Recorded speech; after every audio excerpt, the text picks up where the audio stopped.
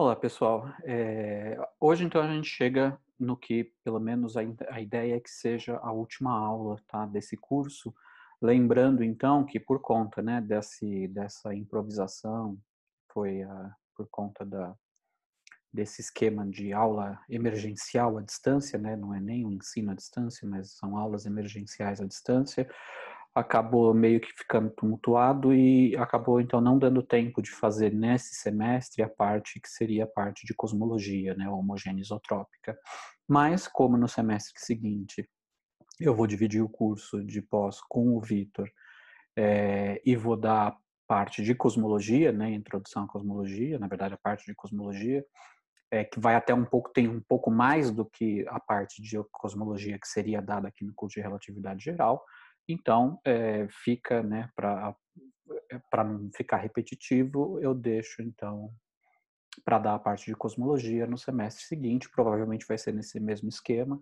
Então, as aulas vão ser gravadas e vão ser disponibilizadas e a gente utiliza o horário de aula, então, para fazer discussões, tá certo? Então, com isso, mesmo quem não for, porventura, não vá se matricular, se tiver interesse em assistir às aulas, pode baixar, pode ir entrar no meu canal no YouTube e assistir de lá mesmo. E aí, então, para essas pessoas que não estariam fazendo o curso de Astrofísica de Partículas e Cosmologia, que é o curso que eu vou dividir com o Luiz Vitor, é, fica quem não for fazer o curso inteiro, pelo menos pode assistir então às aulas de cosmologia que complementariam o curso de relatividade geral 1, que incluiria sim a parte de cosmologia homogênea isotrópica, tá?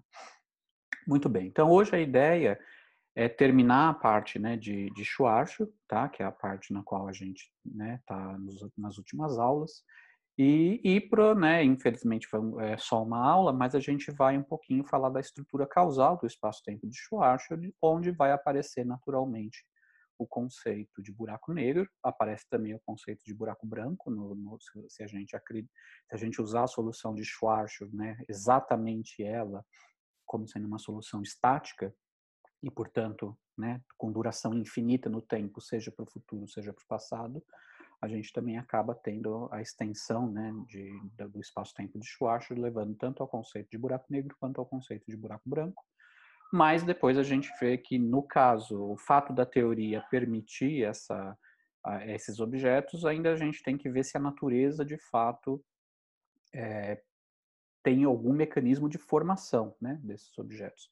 E, ao que tudo indica, né, nós temos, né, conhecemos a processos naturais pelos quais os buracos são formados, buracos negros, né, e buracos brancos, tanto quanto a gente saiba, não são objetos físicos, tá? Então, embora ambos apareçam dentro da solução de Schwarzschild, buracos negros são formados, né, têm um processo de formação bem compreendido, enquanto que buracos brancos, tanto quanto a gente saiba, não há nenhum indício, até por conta do fato de que aparentemente, né, com boa chance, nosso universo ele tem um tempo finito no passado e, portanto, buracos brancos eles estão associados normalmente a soluções que se estendem infinitamente para o passado. Muito bem, então vamos lá. Então tá, então o título da aula, né, chama extensão de Kruskal e estrutura causal, tá? Então o que que a gente sabe, né, até agora com as aulas que a gente já viu? Primeira coisa é que há limites para o quão compacto um corpo, né, pode se manter em equilíbrio, certo? Em equilíbrio estático, que foi quando a gente analisou as soluções de Schwarzschild interior. Bom, a outra coisa que a gente viu, né, que eu deixei como eu exemplifiquei, deixei até como exercício na aula passada, envolvia esse caso, que era o colapso de uma casca esférica, né? Então eu fiz até o desenho de uma casca esférica colapsando, certo? Pelo teorema de Birkhoff, a gente pode concluir que fora da casca esférica o espaço-tempo é a solução exterior de Schwarzschild para uma dada massa gravitacional m, que lá eu estava considerando como sendo conservada, porque aquela casca esférica não irradiava nada. E, por outro lado, dentro da casca esférica era a solução de espaço plano, né, Minkowski, certo? Então você tem lá que fazer uma condição de junção para os elementos de linha ser contínua através da casca, mas Então a gente tinha, né, a gente conhece, nesse caso, evidentemente que é um modelo, né, de brinquedo, mas a gente tem uma situação lá onde a gente tem espaço-tempo plano dentro, a casca esférica ela está colapsando e ela, sem nenhuma pressão para sustentar ela, ela está realmente colapsando, né, não é uma situação estática da distribuição de matéria, mas fora pelo teorema de Birkhoff é Schwarzschild exterior, certo? Só que como aquela casca esférica está colapsando, ela que vai atingir raios tão pequenos quanto, né, quanto se queira. Tanto é que é justamente isso que o exercício mostrava, que do ponto de vista dos observadores que estão dentro da casca, o colapso para R igual a zero, não é nem para R, né? Naquele valor problemático da métrica de Schwarzschild lá, que é aparentemente problemático, né? Que é a coordenada radial igual a 2gm, né? Que é o raio de Schwarzschild. Para quem está dentro, vê num tempo finito a casca esférica colapsando para zero, né? R igual a zero, tá? Enquanto que para os observadores parados, estáticos, fora da casca, eles atribuiriam um tempo infinito só para a casca cruzar o, o, o raio, né, de Schwarzschild, R igual a 2G, tá? Por outro lado, né, a métrica de exterior de Schwarzschild ela parece problemática para R igual a 2gm e, em particular, para R menor do que 2gm, né? Porque lembra que em R igual a 2gm, duas coisas acontecem. A componente 00 da métrica ela se anula e a componente RR da métrica diverge, explode, certo? E para R menor do que 2gm, acontece uma troca de sinais, né, dessas duas componentes da métrica, meio que indicando que o que era uma coordenada temporal, né, o T, fora, o R, para R maior do que 2gm, e o que era uma coordenada espacial, que era a própria coordenada radial, elas invertem o papel na região interior, certo? Então é uma coisa, né, esquisita, mas em particular parece que há um problema em R igual a 2gm, certo? Bom, essa questão, né, dessa região, né, o enigma associado a essa região R igual ou menor do que 2gm, na verdade durou por décadas depois que o Einstein chegou na relatividade geral, né? Porque havia argumentações, inclusive do próprio Einstein, que argumentava que essas características dessa região R menor que 2gm elas eram tão exóticas que a natureza deveria provavelmente proibir o colapso, né, de qualquer objeto para raios menores do que o seu próprio raio de Schwarzschild. E por décadas houve a crença de que a natureza impediria isso de acontecer, que seria impossível você concentrar uma dada quantidade de matéria, de massa, de energia, numa região menor do que o seu próprio raio de Schwarzschild. Tá?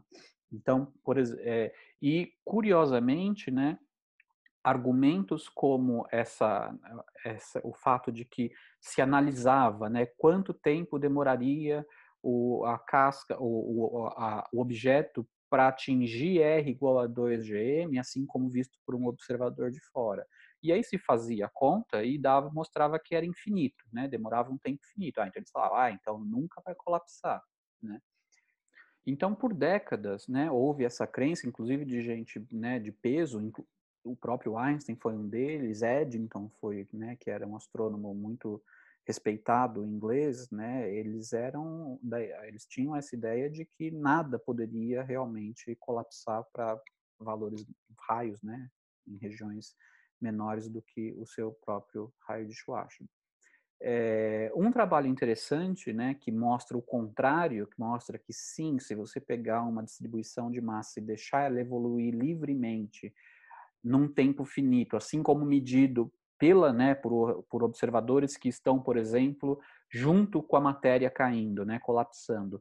Isso vai acontecer num tempo finito, foi um artigo de Oppenheimer e Schneider, de 1939, onde eles mostram explicitamente que uma nuvem, né, de poeira, por exemplo, esfericamente simétrica, se você deixar ela evoluir, naturalmente nada vai impedir de que aquilo colapse para valores de R menores do que 2 GM, e aí, na verdade, para R igual a zero, né? Toda aquela quantidade de matéria ser concentrada no final desse processo em tempo finito, de acordo com medido pelo próprio objeto, ser concentrado num raio nulo, certo? Ou seja, portanto, atingir uma densidade infinita, né? Esse artigo é de 1939, mas não teve muito efeito imediato, né? Ainda assim, houve pessoas defendendo de que esse colapso não acontecia, inclusive o próprio Einstein, tá?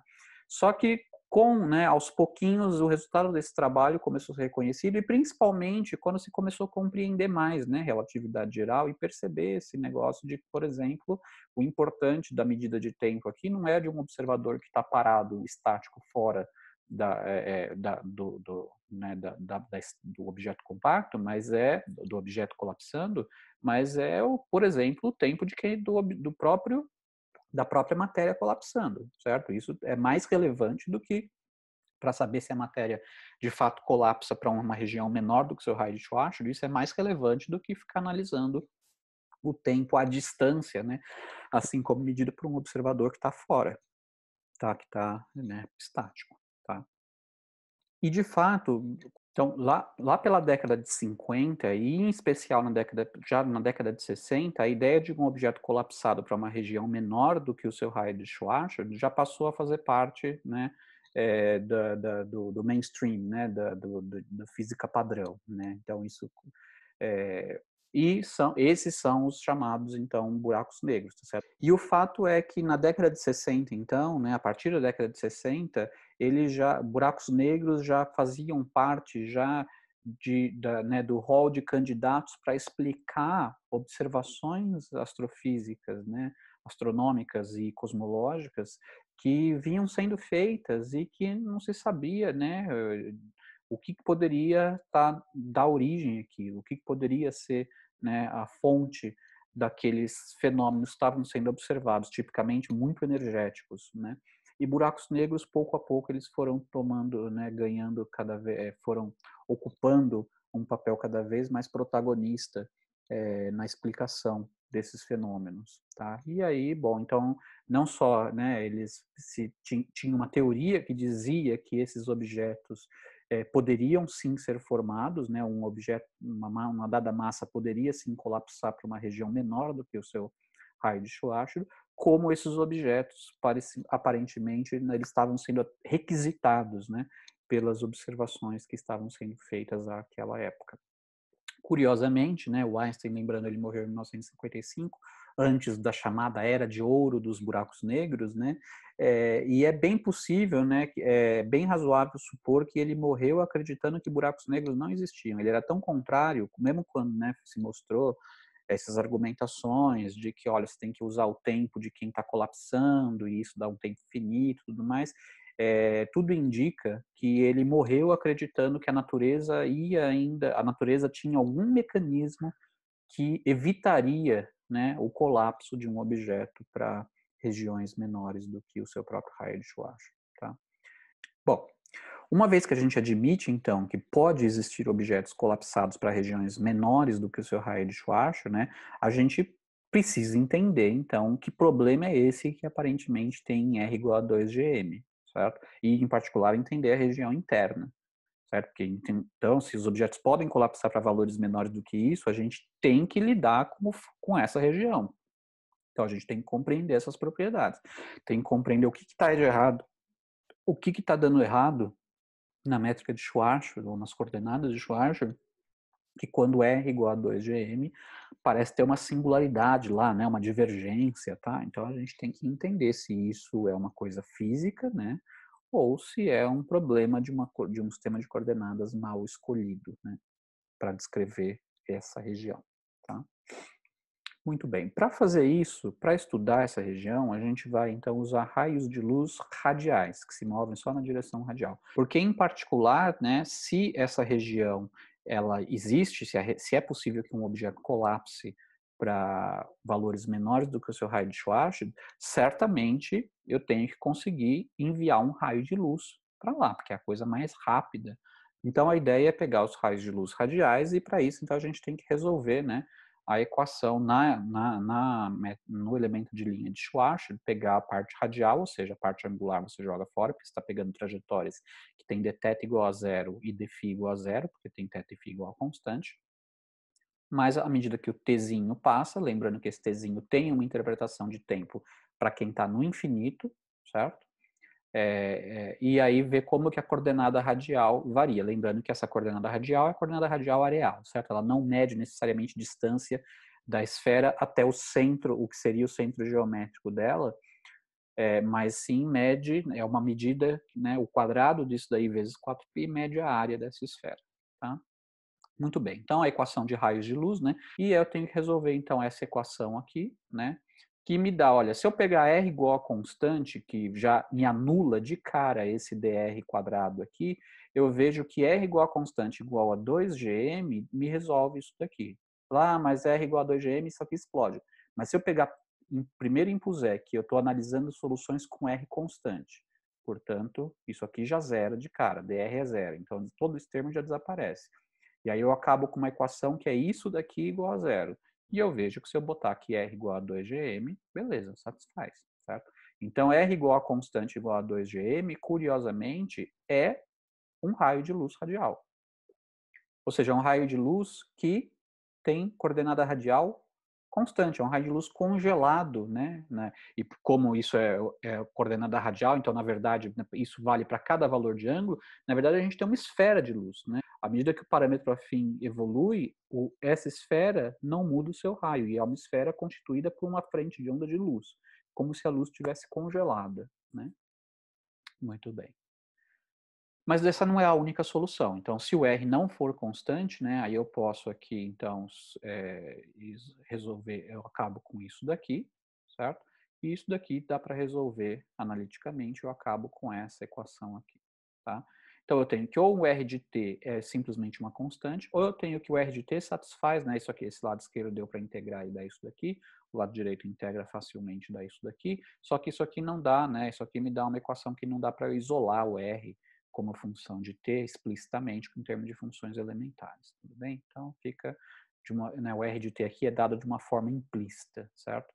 Repara que para R muito, muito, muito grande, o R é linear, supera, né, é mais importante do que logaritmo, e portanto então eu vou ter que o R é mais ou menos t, então se eu estiver muito afastado, eu tenho a equação usual de um raio de luz que se move com velocidade, né, cuja, se eu pegar num diagrama t, num diagrama espaço-tempo, né?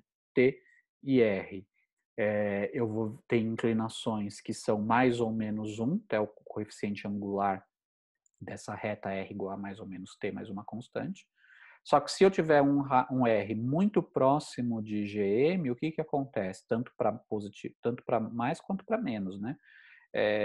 Isso daqui vai ficar, isso aqui diverge, né? Diverge para menos infinito, certo? Mas diverge, o que interessa é que isso aqui diverge, e isso aqui, então, isso aqui vai para uma constante. Portanto, esse termo aqui passa a ser o dominante, e aí sim dá para isolar o R, e a gente vê que o R ele se aproxima de R igual a 2gm de maneira assintótica, através de uma exponencial do tempo, certo?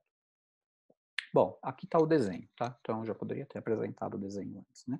Então, aqui está um diagrama de T por R, certo? E aqui eu estou desenhando em laranjinha aqui, né, meio amarelo, eu estou desenhando os raios de luz associados ao sinal de menos aqui, tá certo? Não, desculpa, ao sinal de mais aqui, tá? Então, quanto maior, né, se o raio de luz está fora de R igual a 2gm, então, né, tá na região de fora, quanto mais o T cresce, maior fica o R, tá? E o vermelhinho está representando o sinal de menos aqui, que são os raios de luz que estão se aproximando de R igual a 2gm. Tá? E dentro, né, inverte, né, um pouquinho o sentido. Então, aí eu vejo que os vermelhos continuam se aproximando de R igual a 2gm, mas agora indo para valores maiores de R, tá certo? Se aproximando por baixo, né? Enquanto que aqui os raios amarelos, né, que representam o sinal de mais aqui, eles estão fazendo assim, supostamente. Bom, qual é a cara do cone de luz, né? O cone de luz, né, que se eu for ver, então, quais são, que me determina, então, quais são as direções tipo tempo, né? O cone de luz, ele divide as possíveis direções naquelas que são direções temporais, possivelmente temporais, para algum observador, e aquelas que são direções puramente espaciais, tá certo? Então aqui, por exemplo, está claro, né, que o tempo está evoluindo aqui para cima, certo? Ou para dentro aqui desse cone de luz. Mas nota o que acontece na região menor do que 2GM, né? Uma coisa que a gente já sabia que ia acontecer. Está trocando os papéis, ó.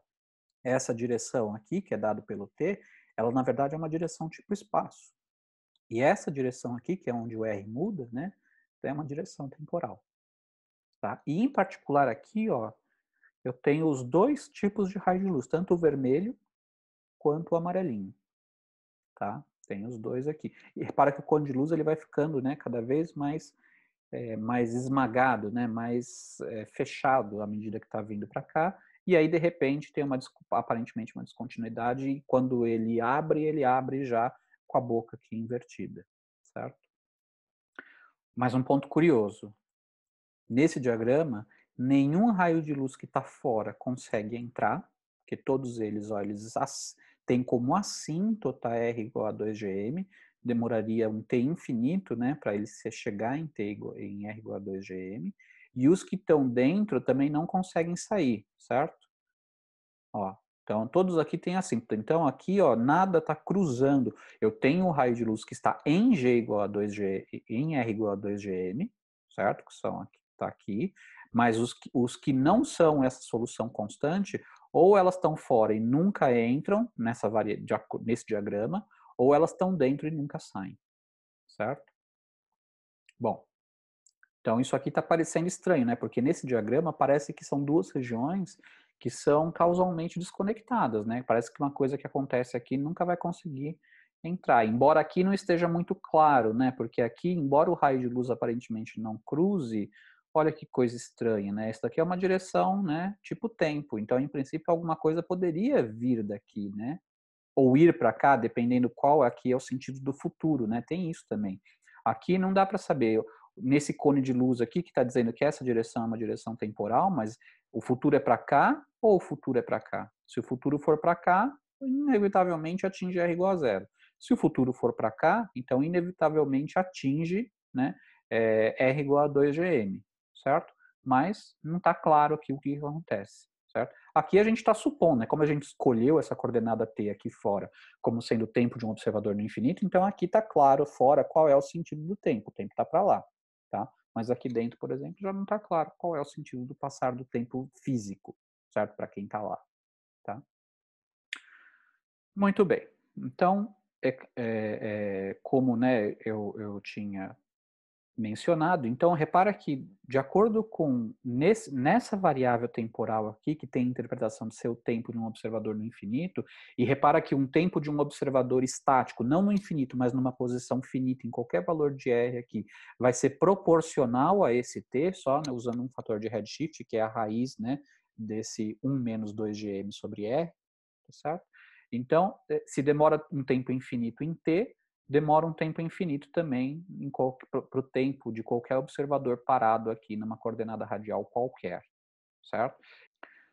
Então, repara que para um observador parado numa coordenada radial aqui qualquer, né, os raios de luz nunca, de acordo com o tempo medido por eles, os raios de luz que eles, por exemplo, mandam na direção de R igual a 2GM nunca chegam em R igual a 2GM. Certo? E se porventura eles estiverem recebendo, né, um raio de luz vindo dessa região de valores de raio menores do que o valor no qual ele está, esse raio de luz, na verdade, não parece ter vindo de R, né, ou se ele veio, ele veio de R igual a 2GM lá no T igual a menos infinito. Ele teria demorado um tempo infinito para ele sair de R igual a 2GM e chegar até aqui. Então, aparentemente, né, o observador que está fora parece que ele está separado causalmente da região que está aqui, certo? Bom, só que alguma coisa leva a gente a crer que aqui o problema deve estar nessa coordenada T. Por quê? Porque lembra que quando a gente resolveu lá, quando a gente estava analisando ainda, né, tinha acabado de chegar na solução exterior de Schwarzschild e estava analisando os tipos de geodésicas, né? Lá a gente mencionou que a gente nem ia dar muita atenção para geodésicas radiais naquele ponto, porque elas eram muito simples, né? E de fato, certo? Elas têm uma cara aqui bastante simples. né? E lá a gente viu, né, que a própria coordenada radial ela funcionava como um parâmetro afim, certo? Para para as trajetórias radiais tipo luz.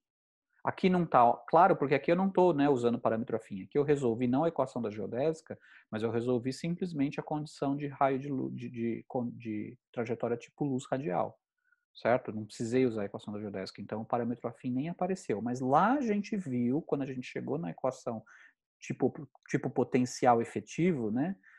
Lá a gente viu que o lambda que a gente usava para como parâmetro afim da geodésica, para poder usar a equação da geodésica, era basicamente, tinha um comportamento linear com o R, ou vice-versa. O R tinha um comportamento linear nessa variável, certo? E se o R tem um comportamento linear em relação a uma variável afim, uma coordenada afim, um parâmetro afim, é porque o próprio R é um parâmetro afim, porque parâmetros afins são determinados a menos de transformações lineares, tá certo? E se R é um parâmetro afim, significa que ele vai assumir todos os valores possíveis, não tem por que ele ir parar em algum momento, né? Então, o parâmetro afim, ele vai, né, em particular, pela definição do R, o R é sempre um número maior ou igual a zero. Então, não há por que ele começar num R maior do que 2GM, num parâmetro afim finito, ele vai chegar num R menor do que 2GM. Por quê? Porque a diferença entre R maior que 2GM aqui e esse R menor que 2GM aqui é uma diferença finita e, portanto, num parâmetro, numa distância no parâmetro afim finita, que é o próprio ΔR, ele vai sim chegar lá na região interna, tá? Então, isso mostra, isso sugere, né, que o problema aqui não é o raio de luz chegar ou não chegar, ou sair ou não sair, a gente vai ver. O problema aqui de que não há nenhum raio de luz cruzando aqui essa linha, né, ou essa esfera R igual a 2GM, muito provavelmente está associado com uma escolha ruim do parâmetro temporal, que não está conseguindo capturar o ponto de interseção, o evento, né, que é o cruzamento dos raios de luz, os cruzamentos do raio de luz através dessa esfera de R raio igual a 2GE. Tá? Bom, e aí então, o que a gente vai fazer?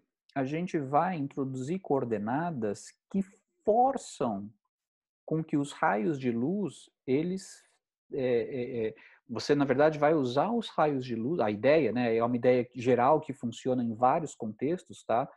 A ideia é tentar então definir coordenadas que façam com que o seu raio de luz, o raio de luz daquele espaço-tempo, né, eles tenham a inclinação que a gente está acostumado, né, quando a gente analisa espaço plano, né, ou seja, tem inclinação, coeficiente angular da reta igual a mais ou menos 1, dependendo se é um raio de luz que está em uma direção ou na outra, num sentido ou no outro sentido, certo?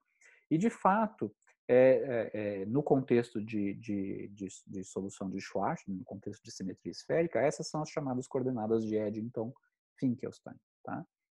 Qual é a ideia? Então, a ideia é a seguinte, lembra que quando a gente resolveu a equação radial né, de raios de luz, a gente chegou numa equação implícita, né? Tirando lá o R igual a 2GM, mas as outras equações eram equações implícitas que davam R de t como função de t, mas de uma maneira implícita porque não dava para isolar, né?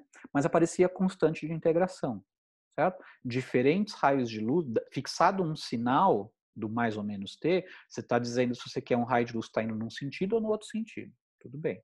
Só que o que diferencia um raio de luz que está indo para um sentido de um outro raio de luz que também está indo no mesmo sentido, mas que foi emitido ou está, né, mais para o futuro ou mais para o passado? Bom, o que diferencia um do outro é aquela constante C que aparecia lá, tá certo? Então, diferentes para uma dada escolha de sinal, diferentes escolhas de constante C me determinam diferentes raios de luz. Certo? A ideia é usar os raios de luz, né, para calibrar as suas coordenadas. É pegar um desses raios de luz e usar ele como sendo uma linha de coordenada constante. É como se você desse um valor de coordenada para um raio de luz e falasse, ó, agora onde você for, por onde você passar, essa coordenada, né, vai ter o mesmo valor que ele tinha aqui na condição inicial. Em outras palavras, aquele C que aparecia lá, que diferentes valores de C determinavam raios de luz diferentes, você promove aquilo a uma coordenada, tá? Então, ó, né, se vocês olharem lá, se você isolar o C, você tem duas possibilidades. Ou aquele C, ele é dado, né, isolando o C, ou ele é dado por uma relação como essa daqui, ou ele é dado por uma relação como essa daqui, na verdade, menos essa seria lá, né, porque lá eu tinha aqui uma coisa, a mesma função radial igual a mais ou menos t mais a constante, certo? Aqui aqui seria aquela constante, isso daqui seria menos a constante, não importa, porque menos uma constante também é uma constante, certo? Só por questão de conveniência. Então, agora, ó, definindo essas duas funções, se eu pego agora v igual a constante, isso aqui é a equação de um raio de luz radial, certo? Quando eu tinha escolhido o t com sinal negativo. E, portanto, aqueles raios de luz que estavam se aproximando de R igual a 2gm. E se eu pego U igual a constante, eu vou ter o quê? Eu vou ter os raios de luz quando eu escolhia lá naquela equação da, da raio de luz radial, quando eu escolhia o sinal positivo para o T, tá? Porque aí o T e o R vão aparecer com o mesmo sinal, né? Se eu botar um cada lado da igualdade. E que isso me dava lá, a gente viu que isso dava para gente os raios de luz que se afastam de R igual a 2gm, certo? Então, essas funções são tais que, porque elas são constantes, na verdade, fixa a forma dá, né, a equação de cada um dos raios de luz, tá? Que, né, então, foi o que eu disse agora, né? Então, V igual a constante representa os raios de luz que na região de fora, né, eles são ingoing, né? Eles estão se aproximando de R igual a 2gm, tá? E o U igual a constante, eles representam os raios que na região de fora estão se afastando de R igual a 2gm, certo? São os que a gente chama de outgoing, então, né? Então, muito bem. E aí o que eu vou chamar, então, e aí o que eu vou fazer agora? Olha, eu vou definir dois parâmetros temporais. Não vou usar os dois, eu vou usar um de cada vez. Não vou usar os dois ao mesmo tempo, vou usar um de cada vez, mas eu vou definir dois, tá? Eu vou definir esse parâmetro temporal, que é definido desse jeito. Então eu pego essa minha função v, subtraio r, tá? E eu vou definir essa outra coordenada temporal, TTU, que eu faço a mesma coisa, mas agora eu pego o u e somo com r. Por que eu estou definindo essas coordenadas? Porque repara o seguinte, a gente sabia que aqui, ó, nessas coordenadas t e r, a gente resolveu a equação do raio de luz radial e sabe, a posteriori, né, que essa coordenada aqui, essas funções v e u, elas foram definidas de modo que elas iguais a constante dão raios de luz, certo? Ótimo. Só que agora mas eu gostaria de ter raios de luz que tem, por exemplo, né, tem aquela inclinação padrão. Eu vou calibrar agora uma variável temporal que faz com que quando eu pego V igual a constante, que eu sei que dá um raio de luz, tá aqui, ó, V igual a constante me dá um raio de luz que está indo na direção de R, vindo de fora e indo na direção de R igual a 2gm, certo? Eu quero representar esses raios de luz com coeficiente angular, uma reta que tenha coeficiente angular de coeficiente angular menos 1. Tá? Então, o que eu faço? É só eu definir uma coordenada que seja desse jeito aqui. Por quê? Porque aí a dependência, de modo que, se eu faço V igual a constante agora, repara que isso aqui me dá uma reta, no diagrama T til V por R, isso aqui me dá uma reta com coeficiente angular menos 1, certo? Então, agora o lugar geométrico V igual a constante, que a gente sabe que representa um raio de luz, agora esse raio de luz aqui vai ser representado por uma reta com coeficiente angular menos 1. Tá? E esse TTU faz a mesma coisa, mas para os raios de luz outgoing, né? Porque a gente sabia que U igual a constante aqui representa raios de luz que estão se afastando de R igual a 2gm.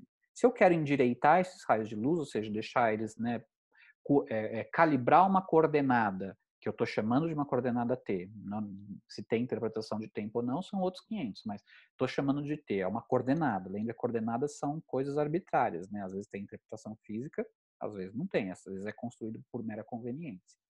Então, essa coordenada aqui, Tzinho, né, tio, ela é calibrada de maneira que se eu pego U igual a constante, o resultado disso aqui, isso aqui me dá uma equação de uma reta com coeficiente angular mais 1, ou seja, é uma reta, né, padrão se afastando de R, uma reta com inclinação a 45 graus, né, nas unidades, mais corretamente, é uma reta com coeficiente angular igual a mais um, que está se afastando, que representa um raio de luz se afastando a uma taxa constante, né, nessa variável, de R igual a 2GM, certo? Bom, e daí fica claro, né, que se eu pego aqui e como é uma reta, se é uma reta, evidentemente que uma hora cruza o valor R igual a 2GM, certo? Tanto nessa coordenada que representa os raios de luz entrando, então ele vai entrar, para um V constante, existe um T tio V finito, para o qual o R dá 2GM, certo?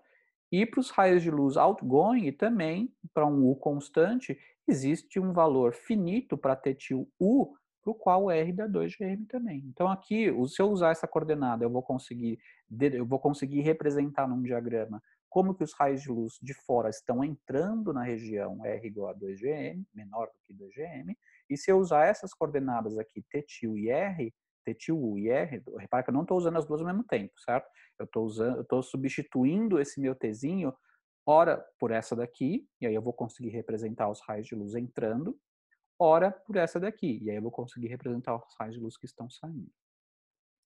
Tudo bem? Então, como exercício, né, fica para vocês calcularem qual é a cara do elemento de linha de Schwarzschild, que a gente já sabe qual é a cara dele nas coordenadas T e R, elemento de linha da região exterior, certo? Exterior quer dizer o seguinte, na região de vácuo, certo? Na região de vácuo, tá? Então suponha que é vácuo onde você quiser, tá? Depois a gente vai ver aí onde que passa a valer ou não a região de vácuo, mas por enquanto suponha que é só vácuo que você tem e você está analisando a solução de Schwarzschild de vácuo, tá? Então a gente conhece o elemento de linha, né? Até usou para calcular qual é a cara dos raios de luz radiais, nessas coordenadas T e R, mas agora o exercício que eu peço para vocês é calcular o elemento de linha nessas coordenadas TV tio R, isso vai dar um elemento de linha, e depois calcula também para as coordenadas T tio U R, certo? Tá? É esse V e esse U aqui que são chamados, esse VR e esse UR, esse V junto com R e o U junto com R que são chamadas, na verdade, na literatura, de coordenadas de Eddington-Finkelstein. São coordenadas, né? A coordenada V e a coordenada U são coordenadas tipo luz, porque elas iguais a constante dão raios de luz, tá? Então fica como exercício vocês calcularem. A resposta está aqui, tá? Então esse é o elemento de linha nas coordenadas T-til, V, R, além das coordenadas angulares, evidentemente. Tá? Então, eu estou mantendo R como sendo uma coordenada, está aqui, ó, no meu diagrama, está aqui, isso aqui é só um diagrama, certo? No meu diagrama está aqui o R, eu continuo usando ele, então R igual a 2GM está aqui, ó, tá? Está aqui. E repara que nessa, e agora eu estou usando ao invés do Tzinho, eu estou substituindo por esse T-til V que foi recalibrado, né? Para fazer o papel, para permitir que os eventos que denotam o cruzamento dos raios de luz em Going com essa esfera aqui em R igual a 2GM, que aconteça num valor de parâmetro finito. Tá? E notem uma coisa curiosa. Agora, aquele problema que aparecia em R igual a 2GM, que era uma divergência, desapareceu. Ó. Se eu ponho agora R igual a 2GM aqui, me dá uma coisa super bem comportada. Esse aqui tudo bem, continua se anulando. Que é consistente com o quê? É consistente com esse fato. R igual a 2GM, a gente já tinha visto que R igual a 2GM, na verdade, é uma trajetória tipo luz. Certo? Então é razoável que se eu pego R igual a constante igual a 2GM, é razoável que isso aqui se anule, o elemento de linha aqui se anule. Por quê? Porque dá uma trajetória tipo luz. Tá? Mas agora repara o seguinte, ó, nessas coordenadas, os raios de luz em Going, ó, eles estão endireitados, né?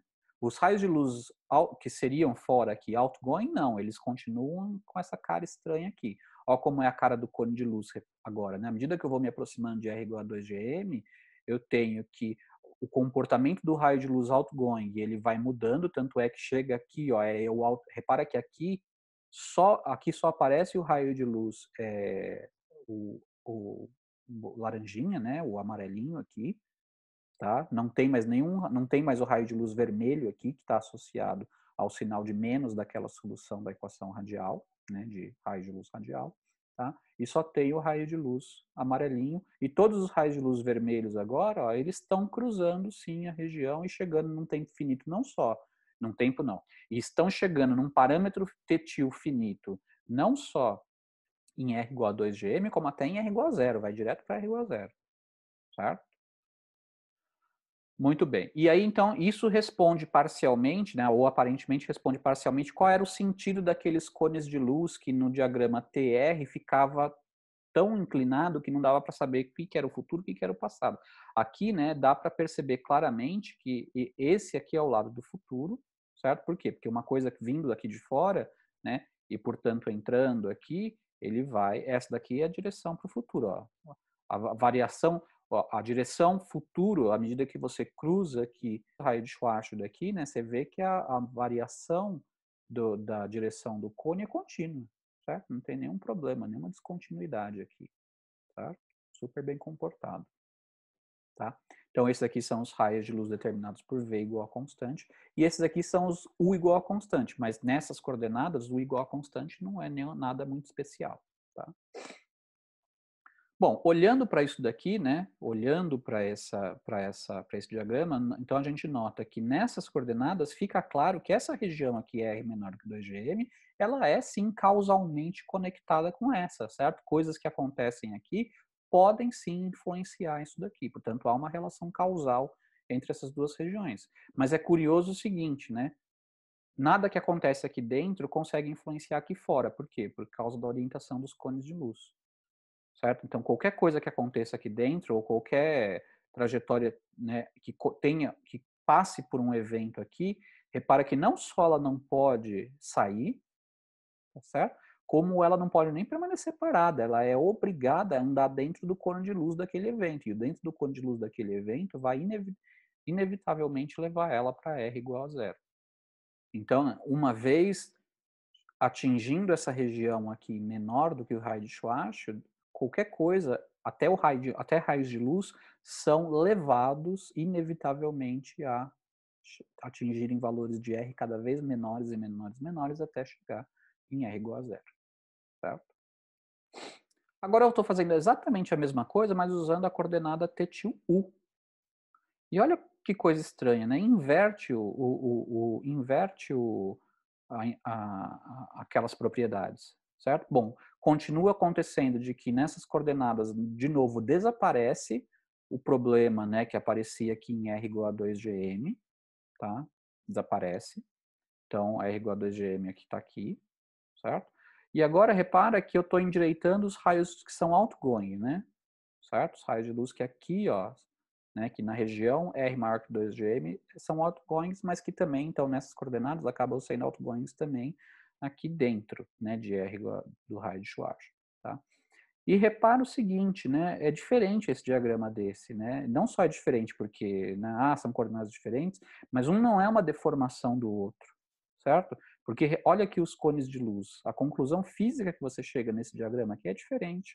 Porque nesse diagrama aqui tudo bem, eles são, né, esse cone de luz poderia, por exemplo, ser esse, tá?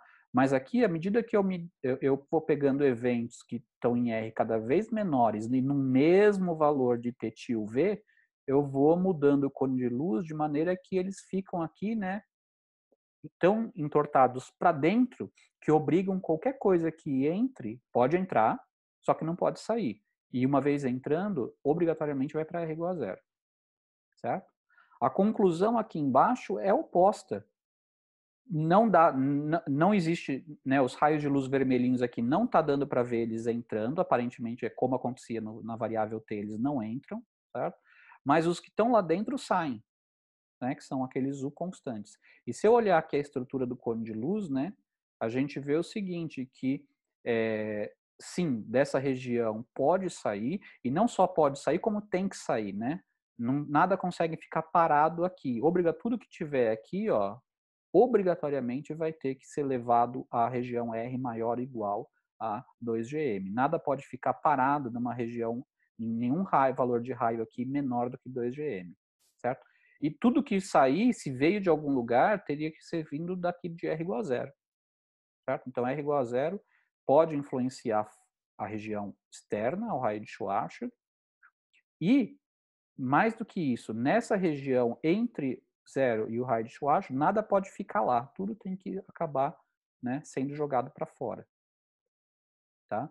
E, né, é estranho, porque a gente só está mudando coordenadas, né, e a gente está obtendo esses dois comportamentos completamente diferentes, tá? Então ainda a gente tem que entender aí o que está acontecendo, certo?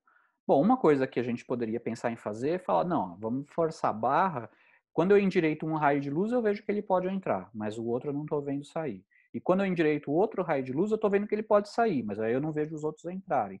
Bom, nada me impede de eu forçar minhas coordenadas de modo que os dois raios de luz tenham inclinações, né, de coeficientes angulares mais ou menos 1. Ou seja, eu uso um sistema de coordenadas no qual os raios ingoing têm essa cara, coeficiente angular igual a menos 1, e os raios outgoing têm essa cara, coeficiente angular igual a mais 1, certo? A física não pode depender de sistema de coordenadas. Se esse comportamento está tão diferente, ainda nós não compreendemos o porquê, mas não pode, um comportamento físico tão distinto não é culpa do sistema de coordenadas, tá? É porque tem alguma coisa aqui que a gente ainda não está entendendo, tá? Muito bem. Então vamos lá. Então a ideia agora é tentar juntar, usar essa estratégia de endireitar os raios de luz, mas para os dois tipos de raio de luz simultaneamente, tá? Então vamos lá. E aí a gente vai definir então a chamada, é um nome famoso na literatura, né, tortose, coordenada de tartaruga. Coordenada tartaruga, é uma coordenada radial, tá? A ideia é pegar tanto U quanto V e usar eles como base para construir as novas coordenadas nas quais os dois raios de luz vão ser representados por retas a, né, com coeficientes angulares iguais a mais ou menos 1. Então, se eu definir uma coordenada que é a soma do U com V, né, aqui o sobre 2 é só por conveniência, mas é a soma do U com V, e eu definir uma outra coordenada que é a diferença, tá? Bom, a soma de U com V, se vocês olharem na expressão do U e do V, não vou nem precisar definir uma nova coordenada, porque dá a própria coordenada tzinho que a gente já tinha. Tá? Só que quando eu faço V menos U, eu não tenho só o R, eu tenho toda aquela função de R lá. Tá? A ideia é usar esse cara agora como uma coordenada radial. Tudo bem? Por quê? Porque agora, se eu isolar, né, o T, a relação do T com o IV é essa. A relação do R estrela com esses dois aqui é essa. Se eu isolo, né, U e V e acho uma expressão onde aparece T e R estrela junto com U, e numa outra expressão T e R estrela como junto com o V, eu vou obter a seguinte equação, ó. Soma esses dois aqui, certo? Eu vou ter que T mais R estrela está me dando T mais R estrela está me dando V. Logo, T é igual a V menos R estrela. Portanto, V igual a constante é uma reta com inclinação igual a menos 1, certo? Nessas coordenadas. Tá? Pega agora a diferença. T menos R estrela. T menos R estrela vai dar igual a U. Tá? Então significa o quê? Passo R estrela para o outro lado, eu vou ter que T é igual a U mais R estrela. Portanto, U igual a constante está me representando uma reta com coeficiente angular igual a mais 1. Então, agora, tanto as retas, né, tanto V igual a constante quanto U igual a constante, nessas coordenadas T e nessa coordenada de tartaruga, né, coordenada tartaruga, como é chamado na literatura, R estrela aqui, que tem essa dependência, agora os dois raios de luz eles estão a 45 graus. Beleza, então vamos fazer um diagrama e vamos ver como é que fica, tá? Bom, o problema é o seguinte, onde foi parar o R igual a 2gm, né? Lembra que todo o nosso interesse é ver o que está acontecendo próximo a R igual a raio de Schwarzschild, certo? Só que o problema é que R igual a 2gm, nessa coordenada de tartaruga, ela foi jogado lá para menos infinito, certo? Esse é o motivo isso motiva, né, o nome coordenada de tartaruga, porque nessas coordenadas R estrela, se eu pego uma coisa que está com velocidade constante nessas coordenadas, né, ou seja, que o R estrela está, né, alguma coisa está andando em R estrela a uma taxa constante, tá? Na verdade, eu vou, quando a gente olha o que está acontecendo na coordenada R, significa só que ele está se aproximando, mas nunca chegando a R igual a 2GM, certo? Porque R igual a 2GM equivale a R estrela igual a menos infinito. Tá? Então, como há uma taxa constante, você nunca consegue chegar em menos infinito, então quando você visualiza isso em R, significa uma coisa que nunca consegue chegar em R igual a 2GM. Como aqueles raios de luz, certo? Como aqueles raios de luz, tanto o ingoing quanto o outgoing, certo? Bom, e isso é razoável, porque nessas coordenadas, né, olha o que acontece. De fato, nessa coordenada T e nessa coordenada radial tartaruga aqui, os raios de luz, beleza, eles estão iguaizinhos seriam em Minkowski, né, em espaço plano. Qual é o problema, né? Aqui? O problema aqui é que a gente não vê, não consegue capturar nesse sistema de coordenadas os eventos que representariam o cruzamento de nenhum desses raios de luz aqui com a região R, com a esfera R igual a 2GM, certo? Então, a gente fez o que a gente queria, endireitar ambos os raios de luz. Só que a gente não foi cuidadoso o suficiente e acabou jogando essa região R igual a 2GM lá para menos infinito, tá?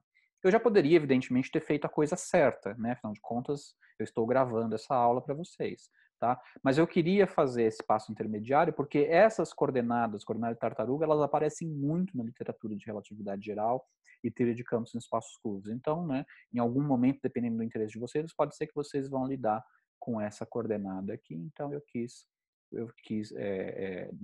aproveitar essa oportunidade aqui para apresentar essa coordenada para vocês. Quando, em algum lugar, quando vocês virem coordenada tartaruga, vocês já sabem que coordenada é essa. Tá?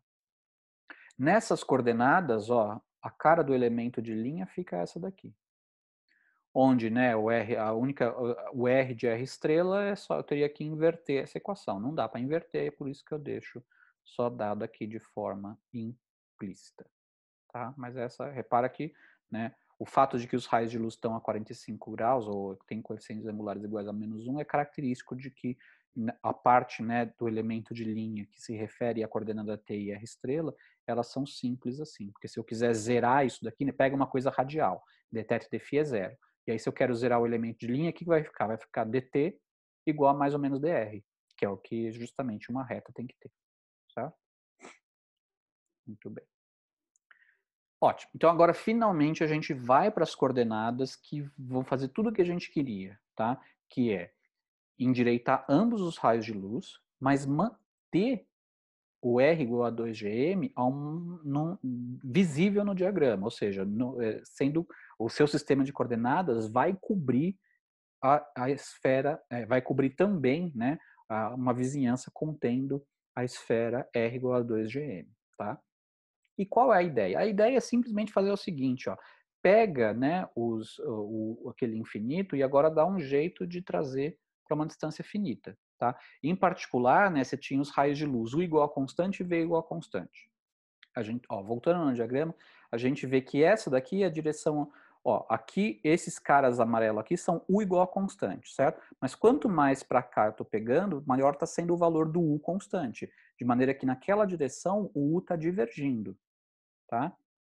E aqui, ó, aqui são os V's iguais a constantes, certo? Mas cada um desses aqui tem um V, é uma constante, um valor diferente de constante, certo? Em princípio, aquela direção, então, aquele sentido ali é dado pelo V tendendo a menos infinito. Então, a ideia é fazer uma nova mudança de coordenadas que não prejudique, que não altere a inclinação dos raios de luz, porque eu quero continuar representando meus cones de luz desse jeito, porque aí é fácil ver a relação causal, o que pode influenciar o quê, certo? Então a gente vai manter os cones de luz desse jeito, mas trazer esses infinitos tipo luz aqui, né? Esse infinito aqui que está lá tendendo nessa direção para U tendendo a mais infinito. E a coordenada V igual a menos infinito e trazer elas para valor, definir novas coordenadas nas quais U igual a infinito e V igual a menos infinito agora são representadas por valores finitos dessas coordenadas. Mas, de novo, sem alterar, sem estragar a inclinação dos raios de luz. Tá? É isso que as coordenadas de Kruskal-Zecker fazem. Tá? Como que elas fazem isso? A ideia é a seguinte, eu uso o U e o V para definir novas coordenadas, por exemplo, um U maiúsculo e um V maiúsculo. Se eu pego um Uzão e defino só como sendo uma função de Uzinho apenas, não depende da outra coordenada, né? E pego o Vzão e defino só como função de Vzinho, Então, uzinho igual a constante automaticamente vai implicar em uzão igual a constante, e vzinho igual a constante automaticamente implica em vzão igual a constante. Então, a ideia é essa. Tá? Então, eu uso, né? Eu defino uma função uzão que só depende de uzinho, vzão que só depende de vzinho. E depois de definir essas funções, eu defino uma coordenada tzão, que é a soma dividido por 2, e uma coordenada xzão, que é uma coordenada espacial, que é a diferença dividido por 2. Por quê? Porque desse jeito, né, v igual a constante vai ficar t igual a uma constante menos x, e portanto vai dar uma reta. E u igual a constante vai ficar t igual a uma constante mais x. E, portanto, vai dar uma reta também. Tá? Só que agora em outras coordenadas. Tá? Então, esse é um procedimento geral que vai fazer com que eu mantenha os raios de luz, qualquer que seja essa função u de v, uzão de uzinho, e qualquer que seja essa função vzão de vzinho, eu sempre, depois de definir esse t e esse x, vou acabar com um diagrama onde os raios de luz são assim. Tá? Só que não era só isso que a gente queria, certo? A gente também queria pegar aquela região U igual a infinito e trazer para uma coordenada finita, e pegar o Vzinho igual a menos infinito e trazer para uma coordenada finita também, certo? Aí sim eu vou usar isso para escolher quem são aquelas minhas funções Uzão e Vzão, tá? Em particular, né, trazer uma distância, mapear o valor menos infinito num valor finito e mapear um valor mais infinito num valor finito, um jeito muito simples de fazer isso é usando exponencial. Certo? Por exemplo, ó, se eu pego exponencial de alguma coisa proporcional a v, quando v vai para menos infinito, essa exponencial vai para zero. Certo? Então, essa minha coordenada aqui vai para zero. Esse 2gm aqui é totalmente, tá? É só para dar dimensão, tá? Se você for ver em, em muitos livros, eles deixam esse V como sendo adimensional, mas não tem problema nenhum, tá? É que eu resolvi optar por dar a dimensão de comprimento também para essa minha variável V, Vzão, assim como o Vzinho também tinha. E é por isso que eu tenho que dividir por alguma coisa aqui com dimensão de comprimento, tá certo? Porque V tem dimensão de comprimento. Eu não posso exponenciar alguma coisa com dimensão, certo? Então tem que ser uma coisa adimensional, e aí eu coloco. O fato de ser 4 aqui é por conveniência, tá? A gente vai. O fato de aqui ter esse fator é totalmente irrelevante. O fato de ser 4G, aqui tinha que ter alguma coisa proporcional a GM, tinha que ter por conta das unidades. O fato de ser 4 aqui é por conveniência, tá? Expresso em termos, se eu substituo como que o V depende de T e R, tá? Me dá essa função aqui. E o U, né? O U eu vou usar exponencial com sinal de menos, que aí faz com que quando o U vai para mais infinito, isso aqui vai para isso aqui vai para zero também. Certo? Mais uma vez, esse fator 2gm é totalmente irrelevante, tá? Pode pôr ou não pôr, só vai mudar se o seu coordenada U, se a sua função U tem dimensão de comprimento ou se é adimensional. Eu optei por ter a mesma dimensão de que o Uzinho, tá? E esse menos aqui, ele só está aparecendo aqui para que o sentido de crescimento das duas funções, da variável U, da variável Uzão e da variável Uzinho seja o mesmo. Ou seja, o U é uma função crescente, o Uzão é uma função crescente de Uzinho. Como aqui aparece esse menos aqui, né? Nessa exponencial, quanto maior o U, menor fica isso daqui. Bom, então se isso aqui fica em menor, se eu botar o sinal de menos aqui, fica maior, porque fica mais próximo de zero, indo por valores negativos, certo? Então, se eu reescrevo isso aqui usando quem é o Uzinho em termos de RT na região lá fora do raio de Schwarzschild, eu tenho essa relação aqui. Então, repara que elas são muito parecidas. Troca só o sinal do T de um para o outro aqui e troca o sinal global aqui. Muito bem. Então, essas vão ser as coordenadas, essas são as coordenadas chamadas coordenadas de Kruskal-Zecchetz, certo? Uma vez definidas essas coordenadas, que, de novo, notem que os raios de luz continuam sendo dados por essa função igual a constante e isso aqui igual a constante, certo? Muito bem. E aí eu disse, né, que eu vou definir agora as coordenadas que são a soma e a diferença, né, dividido por 2. Bom, quando eu somar esses dois, ó, se eu somar esses dois, olha como que depende do R e do T, né? Só muda o sinal do T aqui, né, do T no expoente da exponencial. Então vai me dar essa seno hiperbólico aqui, ó, porque aqui tem um sinal de menos, tá? Então, repara que a relação da minha variável t, né, que vai desempenhar um papel de uma variável temporal nesse novo sistema de coordenadas, se relaciona com r e t desse jeito aqui. O x que eu vou definir, que vai fazer o papel de uma coordenada na direção espacial, não vou usar R maiúsculo para não confundir com o raio de um objeto, né, esférico, tá? Então eu vou usar x aqui para denotar essa direção, essa coordenada radial, é a diferença. E quando eu fizer a diferença, o sinal aqui vai ficar positivo e aqui a única diferença então vai ficar aqui, a única, né, modificação em relação à variável t, é que aqui aparece um seno hiperbólico e aqui vai aparecer um cosseno hiperbólico. Calcula o elemento de linha nessas coordenadas, tá? Vou deixar como exercício para vocês e vocês vão, depois que fizerem, vão ver que vai dar isso aqui. Onde eu estou frisando aqui, ó. Em princípio, eu calculei isso para a região fora do raio de Schwarzschild, tá? Essas coisas foram feitas para a região fora do raio de Schwarzschild. Porém, notem que uma vez nessas coordenadas, onde que a métrica é problemática aqui? Só tem um lugar onde essa métrica, esse elemento de linha é problemático. Em R igual a zero. Onde aqui eu estou indo... Cuidado, aqui o R ele não é mais uma coordenada, ele é uma função das novas coordenadas. Certo? É que o R não tem... né, tá aqui a relação entre eles. Tá? Isso aqui fica como exercício para vocês mostrarem. De novo, não dá para isolar, tá? Então eu estou deixando dessa forma implícita. Mas R agora, antes era uma coordenada.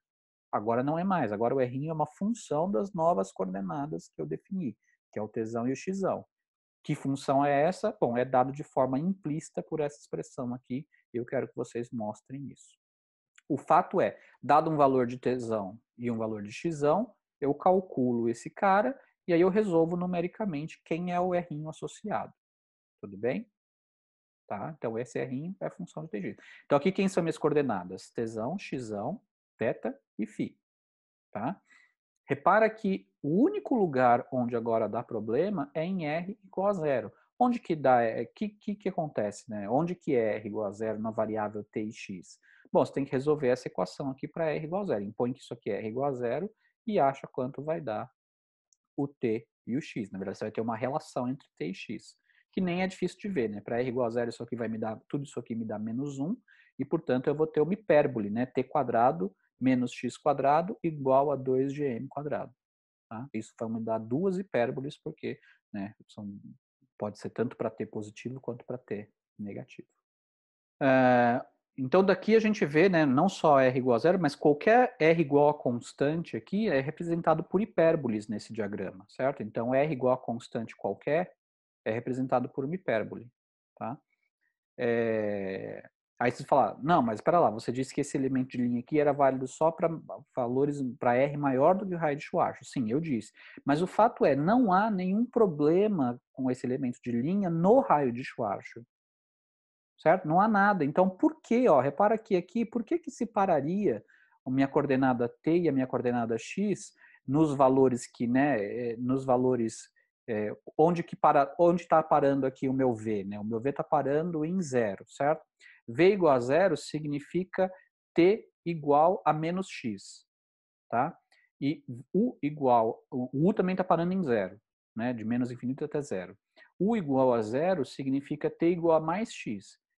Tá? Então, nos limites que a gente tinha, né, se a gente for considerar a região aqui R maior do que 2gm, a gente estaria se restringindo à região, tá, entre a reta t igual a menos x e t igual a mais x. Você teria que se restringir a essa região de x positivo, tá? Tá aqui, ó, x é positivo, é porque é proporcional a um cosseno hiperbólico, tá? E além disso, além dele ser positivo, na variação que a gente permitia para esse v e para esse u aqui, o t e o x eles ficavam então nessa região entre as duas retas,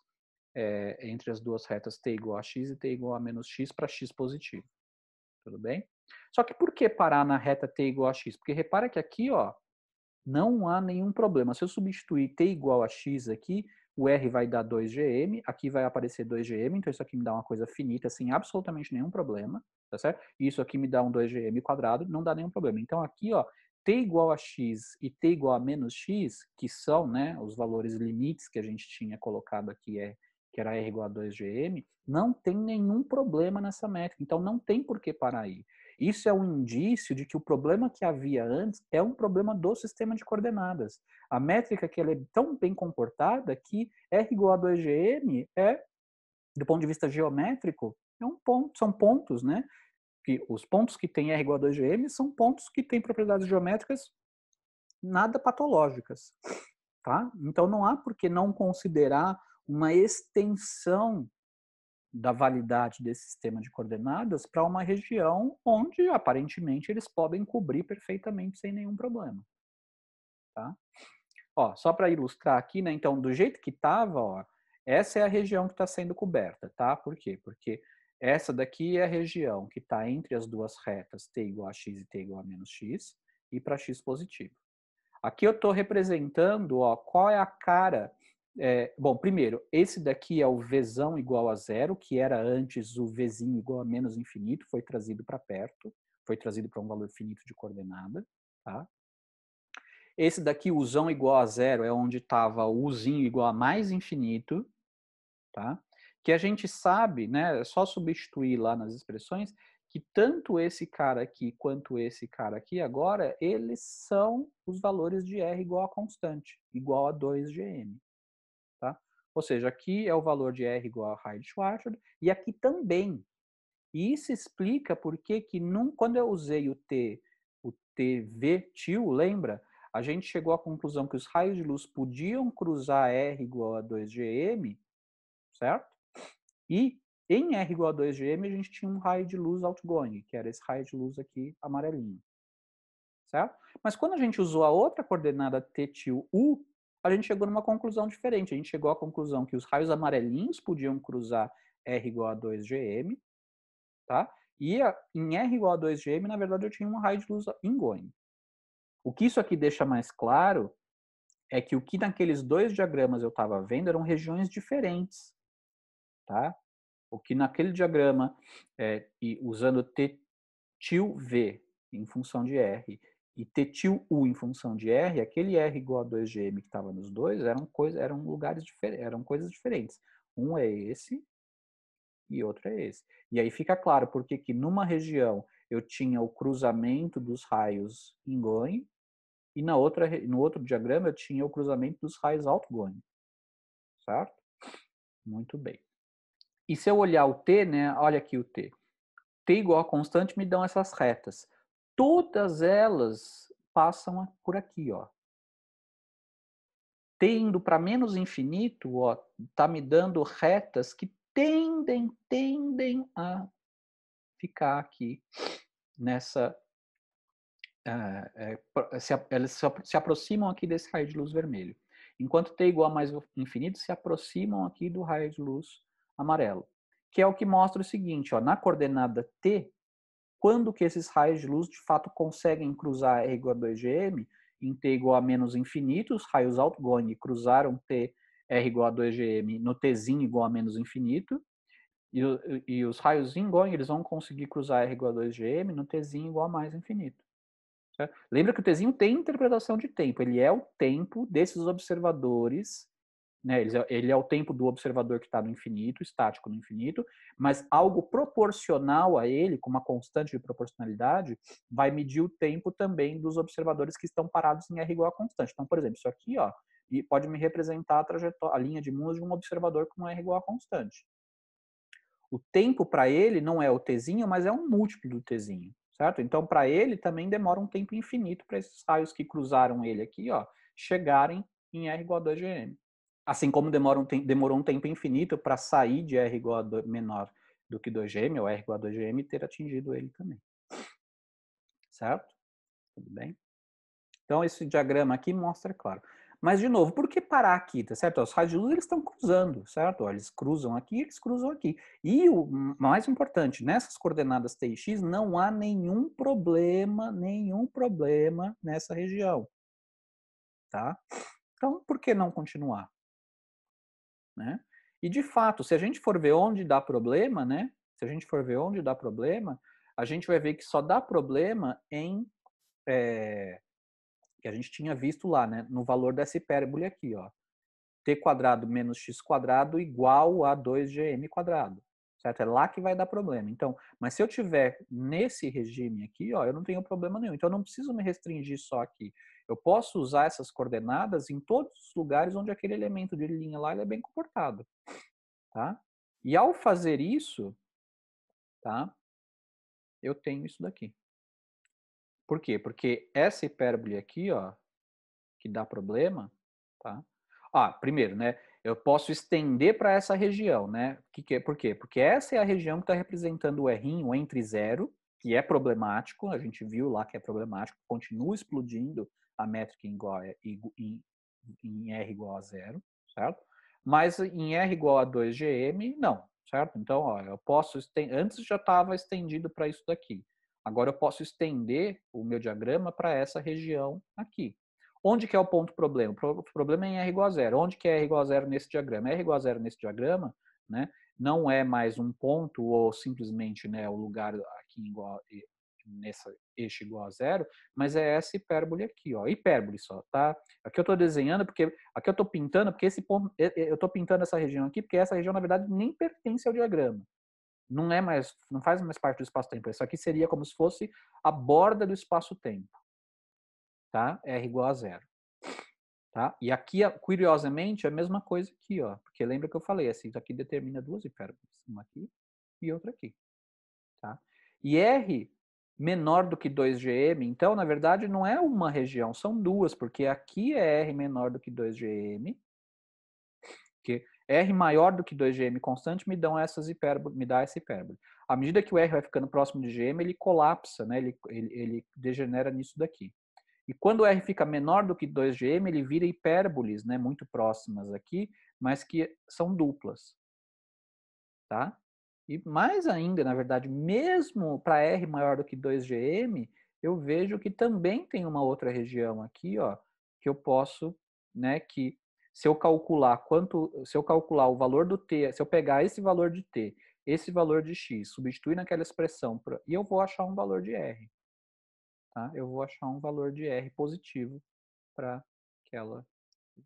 Por quê? Porque basicamente naquela expressão, né, não dependia do sinal do t nem do x, tá certo? Dependia só porque aparecia t quadrado, a equação que determinava o R aparecia t quadrado e x quadrado, certo? Então, em princípio, como não há nada patológico nessas fronteiras aqui, ó, que estão delimitando as regiões R maior do que 2GM, das regiões R menor do que 2GM, isso daqui, em princípio, tá, é uma possibilidade. Eu ter que, na verdade, a estrutura causal do meu espaço-tempo é toda essa daqui. Tá?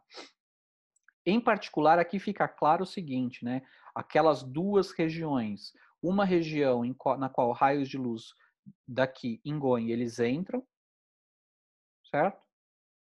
Só que os raios outgoing não podem sair dessa região. Repara que nenhum raio outgoing aqui consegue sair dessa região. E uma outra região na qual os raios ingoing, eles não entram, só que os raios outgoing, eles podem sair, certo?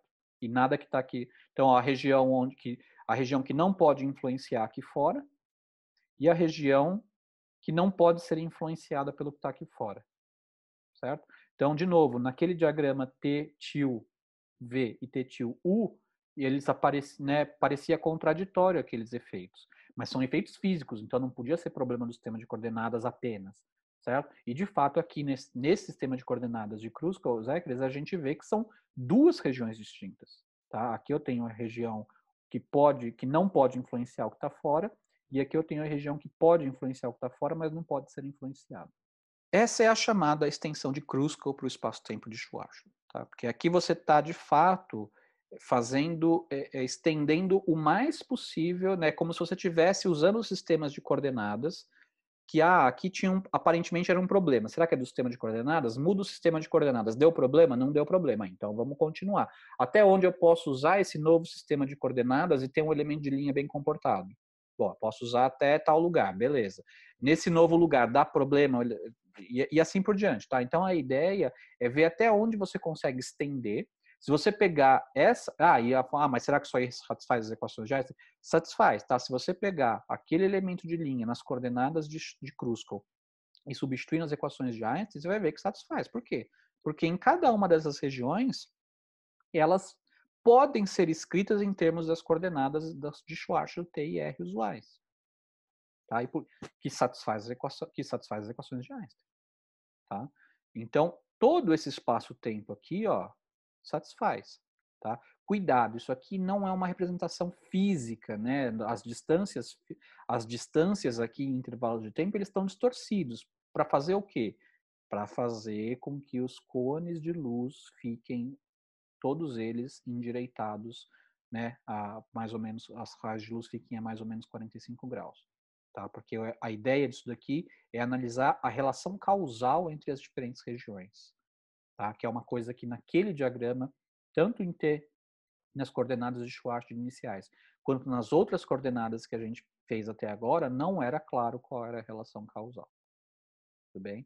Então essa é a ideia da extensão dessas coordenadas de Kruskal-Zekeres e isso permite, então, a gente estender o espaço-tempo e ver toda a estrutura causal relacionada à solução de vácuo de Schwarzschild. Tudo bem? Tudo isso aqui é solução de vácuo. Tá? Então, esse R igual a zero, de fato, é um lugar problemático. Tá? E, de fato, você pode calcular, tem indícios de que ele é problemático, não só pelo fato de que a métrica é mal comportada, porque você poderia também argumentar, não, mas também, inicialmente, a métrica também explodia, né, nas coordenadas T e R, a métrica também tinha uma divergência na componente radial aqui em R igual a 2GM, e agora eu consegui um sistema de coordenadas no qual isso não acontece, certo? Então quem garante que eu também não consigo um sistema de coordenadas no qual R igual a zero não é problemático, no qual o lugar geométrico que nessas coordenadas são problemáticos, mas não vai mais ser em outros sistemas de coordenadas? Certo? É uma pergunta legítima. Só que aí, por que eu sei que R igual a zero é problemático? Porque se você pegar, por exemplo, o tensor de curvatura, tá? Calcular um escalar com ele, que é, por exemplo, ele contraído com ele mesmo, o Riemann contraído com o Riemann. Tá? O HIT não adianta, porque o HIT é zero na solução de vácuo, então não vai dar nenhuma informação. Tá? Mas se eu pegar o tensor de Riemann, as componentes dele não são zero. Certo? Se eu pegar e contrair ele com outro dele e contrair os respectivos índices, eu vou obter um escalar, portanto é algo que independe de sistema de coordenadas, e eu vou ver que esse escalar diverge à medida que o R vai para zero. Não é super bem comportado em R igual a 2GM. Agora, se eu tenho um escalar geométrico, e esse escalar geométrico tem um comportamento ruim numa dada região, isso é uma informação independente do sistema de coordenadas, porque é um escalar. Certo? E, de fato, o escalar de Riemann quadrado, né, o Riemann quadrado, ele diverge à medida que você se aproxima de R igual a zero. Então, esse R igual a zero é, de fato, uma região problemática, uma singularidade física. Tá? É uma singularidade física, que nesse caso aqui é representado como sendo a borda desse espaço-tempo. Tá? Bom, mas aí falaram, mas como assim deu essa outra região? Então quer dizer que R maior do que 2M não é só aqui, que é a região que a gente estava, né, chamando de região exterior lá, ou a parte de raio maior do que raio de Schwarzschild, mas também tem essa outra região. Qual a relação entre elas? Né? Vou fazer o seguinte, eu vou pegar aqui uma reta, essa reta aqui, tá? E vou pegar R igual a constante. Isso aqui seria, na verdade, por exemplo, um T igual a constante, tá? Então aqui eu estou pegando um T igual a zero, por exemplo. Tá? T qualquer. Né? É um T igual a constante. Então isso aqui seria um valor, uma superfície de simultaneidade para um observador que está estático fora dessa região R igual a 2GM. Tá? E eu estou pegando o mesmo valor de coordenada R, mas de lados aqui opostos depois que eu fiz essa extensão. E eu vou pegar, o que são pontos aqui, né? Repara que eu estou omitindo aqui as coordenadas angulares. Então, cada ponto aqui, na verdade, representa uma esfera.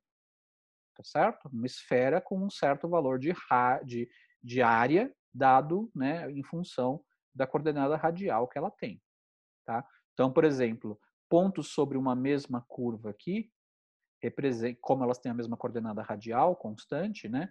Então significa que cada um ponto aqui representa, na verdade, uma esfera espacial com o mesmo raio, com a mesma área, certo? A mesma coisa aqui, isso aqui também vai me representar, então, uma esfera com a mesma área. Em particular, e esse amarelo aqui, né?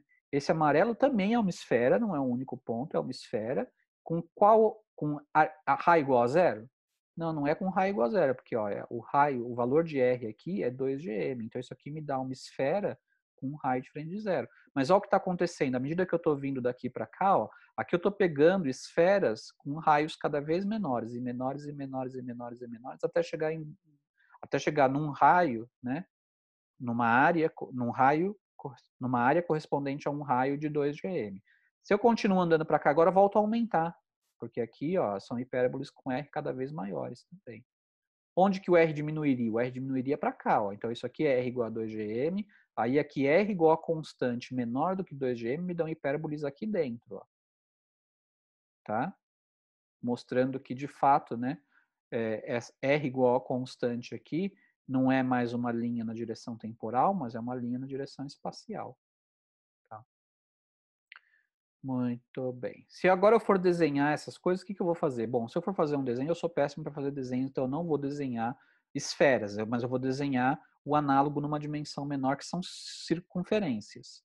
Certo? Então isso aqui vai me representar uma circunferência. Se eu representar essa reta ao invés de uma coisa tridimensional, representar na verdade como uma superfície bidimensional, que seria mais fácil, né? Aí cada um desses pontos aqui seria uma circunferência nessa superfície bidimensional, certo? Como que é essa superfície bidimensional aqui? Como que ela se parece? Ela se parece com isso daqui, ó. Tá? Então, ó, eu tenho uma região que vai lá para o infinito, onde circunferências, né, ou esferas vão ter área infinita, porque o R está divergindo para lá, tá certo? Então, seria essa região aqui, por exemplo, seria essa superfície, mas com círculos cada vez maiores, tá? E aí eu vou pegando círculos cada vez menores e menores e menores e menores, e ele faz uma transição suave para uma outra região, onde os círculos começam a aumentar o raio de novo. E repara que essas duas regiões, elas não são conectadas causalmente. Por quê? Porque como aqui eu endireitei os raios de luz, repara que nada aqui pode influenciar aqui e nada aqui pode influenciar aqui, certo? Então eu tenho duas regiões que a gente chama de assintoticamente planas, porque se eu pegar R muito grande, eu vou cair numa região de espaço plano, tá certo? Então no meu diagrama aqui seria essa superfície vai para um plano, né, como já está aqui praticamente, né? Só que elas são conectadas aqui, né? São duas regiões que são causalmente desconectadas, mas elas são ligadas aqui geometricamente, ó. Tem aqui inclusive uma, né? Qualquer linha que eu fizer aqui, ó, aqui eu peguei essa, né, mas qualquer linha aqui que passe por esse ponto aqui vai ser uma superfície dessas. Essa é a cara da superfície de simultaneidade para os observadores que estão fora dessa região R igual a 2GM, tá? Tudo bem? Se eu pegar outras, né, vocês podem brincar, né, ficar brincando, mas será que o que vai acontecer então se ao invés de pegar uma reta que passa por aqui, eu pegar uma reta que passa, por exemplo, por aqui, ó, tá? A diferença aqui vai ser qual vai ser o raio, o valor mínimo desse raio, tá? Por quê? Do raio da circunferência. Por quê? Porque aqui, ó, também vai acontecer que o raio está diminuindo, diminuindo, diminuindo, atingiu R igual a 2GM e continua diminuindo, diminuindo, diminuindo, mas vai chegar uma hora que ele vai tangenciar uma hipérbole aqui, que vai ser o menor valor de raio que ele atinge. E aí, a partir daqui, ele volta a aumentar de novo, tá? Então, eu teria só que isso aqui, essa boca ficaria uma coisa cortada aqui, né? Seria essa boca mais estreita. E se eu cortar, pegar uma seção aqui, ó, que cruza o zero, aí eu vou ter duas regiões, duas superfícies que nem geometricamente conectadas elas estão, certo? Então, se eu for folhear isso aqui, né, como uma sucessão de superfícies que começam aqui embaixo, de tesão igual a constante, né, eu começo com duas superfícies que não são conectadas, mas que em R igual a zero, cada uma delas em R igual a zero tem um problema. Aí essas duas superfícies, elas começam aqui a criar um bico aqui. Na verdade, elas já têm o bico porque esse ponto aqui é problemático, tá? Então elas já seriam representadas como superfícies curvas assim, mas que tem um bico em R igual a zero, tá? Tem um bico em R igual a zero e um bico igual a R zero, onde a curvatura diverge, certo? Onde a curvatura diverge. Esse bico vai chegar uma hora que eles vão fazer contato uma com a outra. Aí vai abrir essa garganta aqui, ela vai, né, durar, né, em T vai durar aqui por um certo intervalo, duraria por um certo intervalo de tempo, ou certo intervalo de variável t, e depois atingiria um valor máximo aqui e depois voltaria a diminuir o raio dessa garganta até desaparecer de novo, separando as duas superfícies. Tá? Isso aqui seria, né? Alguém pode pensar, mas isso aí é um buraco de minhoca, né? A topologia é a mesma, mas repara, né, que isso aqui não dá tempo de nada cruzar esse buraco de minhoca, tá certo? Porque, ó, qualquer coisa, né, que esteja aqui desse lado, né, se for tentar passar, no máximo ele vai andar a velocidade da luz. Não dá para passar porque aqui já desapareceu a conexão. Qualquer coisa desse lado que vai tentar passar, também já não vai dar tempo. Então, a ideia é que isso daqui é só um instantâneo, né? É só um instantâneo, mas qualquer coisa que tente passar, não tem tempo de passar porque isso aqui dura muito pouco tempo. Isso aqui dura muito, isso aqui não, né, tempo é uma coisa relativa, né, mas de qualquer maneira o fato é, na estrutura causal fica claro, não dá, essa garganta só existe enquanto eu estiver pegando superfícies que estão aqui, passando aqui pelo meio. Se eu pego um observador que ele vai, né, cair aqui, e ele vai, ou ele vai andar tão rápido quanto ele pode, que no máximo é a velocidade da luz, ele não vai conseguir chegar, né, na superfície desse lado aqui, antes, enquanto ainda a garganta está aberta, certo? Então, não tem jeito, tá? Então, muito bem. Então, agora a gente vai ver, né, o que é um buraco negro. E isso que a gente está analisando, né, como eu disse no comecinho da aula, é supondo que aquela geometria de Schwarzschild, ela é exata, certo? Ela é estática, sempre foi estática. E, portanto, ela sempre existiu. Então, esse diagrama aqui que eu estou fazendo, né, essa extensão de Kruskal aqui, ela na verdade está representando o que seria um buraco negro eterno, né, um buraco negro que não se formou em algum momento, tá certo? Esse espaço não tem absolutamente nenhuma dinâmica acontecendo aqui, tá? Então eu vejo que qualquer posição que eu tiver aqui, né, nesse minha seção do universo aqui, nessa minha seção que é assintoticamente plana, eu vejo que tudo que tiver vindo dessa região está vindo, né, tudo que tiver vindo de valores de R menores do que onde eu estou, do que onde ele está. Ele estaria recebendo informação vindo dessa região, de onde tudo sai, não dá para ficar parado aqui, mas nada consegue entrar, que, né, é chamado por analogia com essa região, por contraposição com essa região, é chamado de buraco branco, tá? Só que, por outro lado, qualquer informação que ele envie, ou qualquer coisa que ele mande também na mesma direção, repara que tanto para cá quanto para cá, o R está decrescendo, certo? Só que se alguma coisa, se eu tô, né, se eu sou um observador parado aqui fora e eu estou recebendo informação de R's menores, essa informação está vindo dessa região. E se eu for mandar de volta informação para R's menores, eu vou mandar para essa região.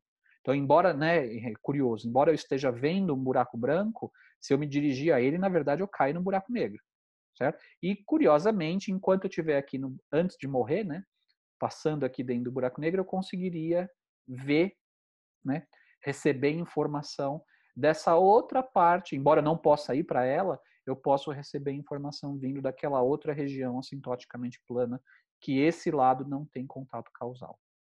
Quem fica desse lado, essa região não tem contato causal, certo?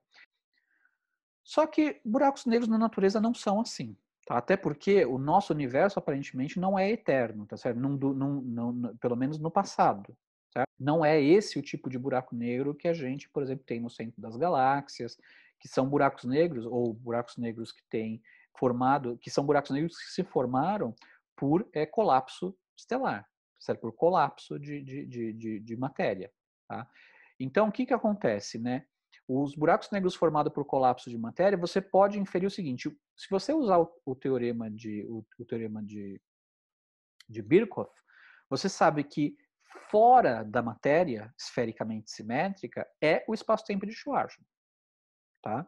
Então, se você pegar lá e falar, não, ó, eu vou pegar esse espaço-tempo, mas eu tenho que pegar ele só para valores de coordenada radial maiores do que onde está a superfície da minha matéria colapsando.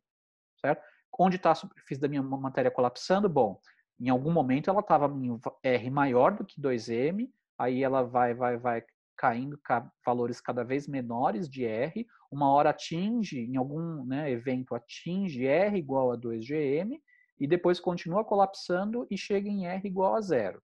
Ótimo. Então aqui estaria, por exemplo, a superfície da minha estrela, seria essa daqui, por exemplo, ou do meu objeto. Beleza. Então o que significa? Significa que esse diagrama vale para fora. Para dentro, esquece, isso aqui não vale mais. E é por isso que buracos negros formados por colapso estelar não tem nenhum buraco branco associado, certo? Mesmo que você faça, não, mas fazendo a extensão. Não, aqui não tem. Aqui você tem que, para fazer o diagrama aqui dentro, você teria que pegar como que o espaço-tempo é dentro na região interna, lá na solução interna de Schwarzschild, que é bem comportado. Tá? A gente viu, por exemplo, o caso da casca colapsando. No caso da casca colapsando, esse lado aqui seria espaço plano, certo? Aqui eu teria Schwarzschild desse jeito, e aqui desse lado seria espaço plano. Tá? Bom, aqui então está seria, né, o buraco negro por definição é toda essa região, cuidado, né? Foi infeliz essa minha pintura preta aqui. De novo, né, esse preto aqui não existe, tá? R igual a zero é a borda aqui dessa fronteira. O buraco negro é essa região entre R igual a zero e R igual a 2GM, tá? Nessa parte nessa cunha futura aqui, tá certo?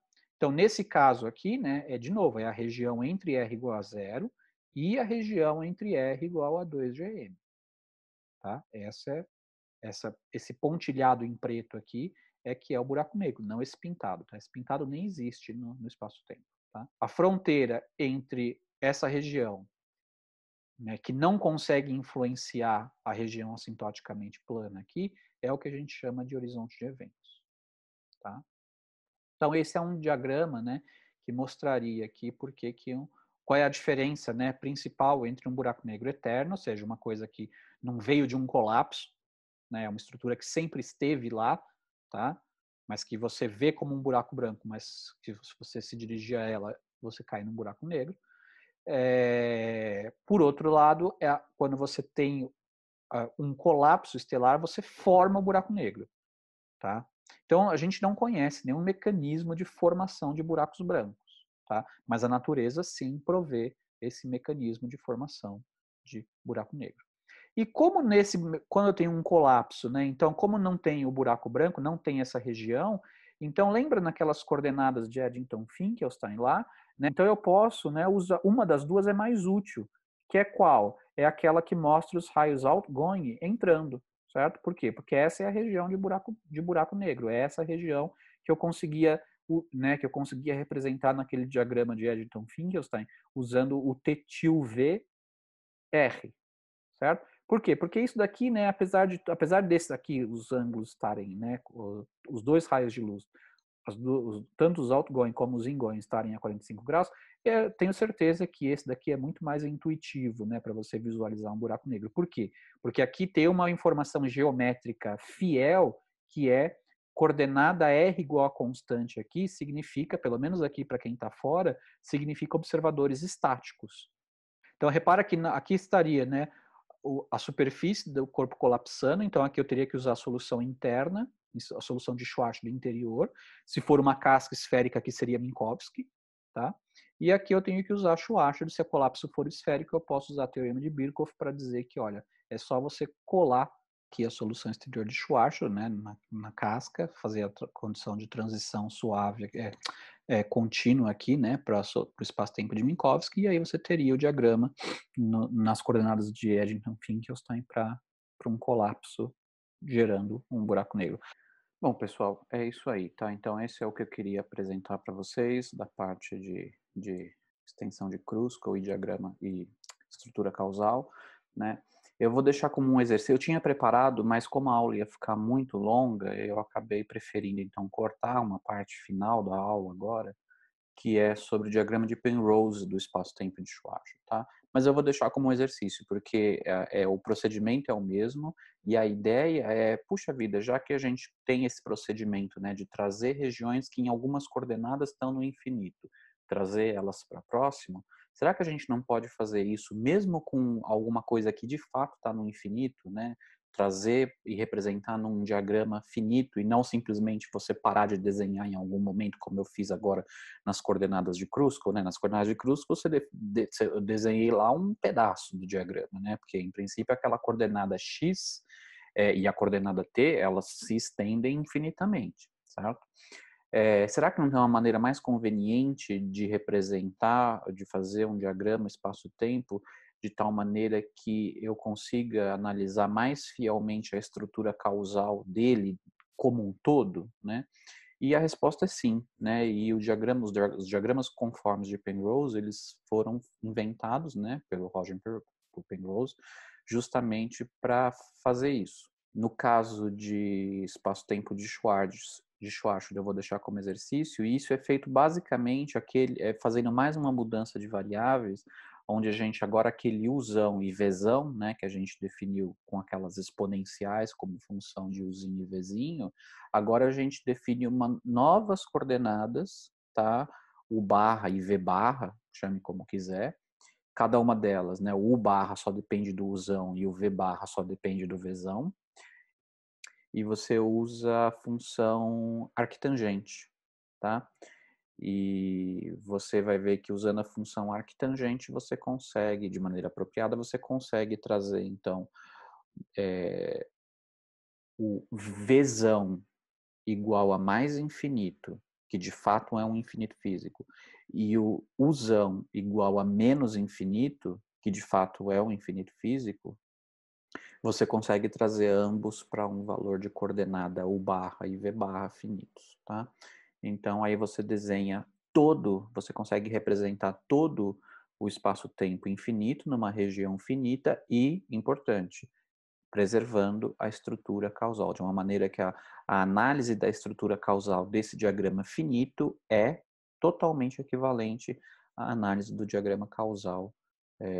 Quando digo diagrama causal, eu quero dizer que relações, que regiões estão em contato causal com quais regiões, tá certo? Isso é fiel nesse diagrama chamado diagrama de Penrose, tá? Mas então eu deixo isso como um exercício. Então eu agradeço, pessoal, pela atenção, peço desculpas aí, né, pela maneira meio inconstante que acabou sendo o curso, né, com aulas, às vezes aulas gravadas seguidas, aí passavam-se vários dias, chegou a passar mais de semana, na verdade, sem nenhuma aula, mas é tudo, em princípio, por conta dessa, né, dessa forma improvisada com que acabou sendo aí essa mudança, né, repentina para aulas online, tá? Então eu agradeço aí pela atenção, pelo esforço de vocês de seguirem as aulas e façam os exercícios, tá certo? Porque só fazendo os exercícios é realmente que vocês vão conseguir entender melhor.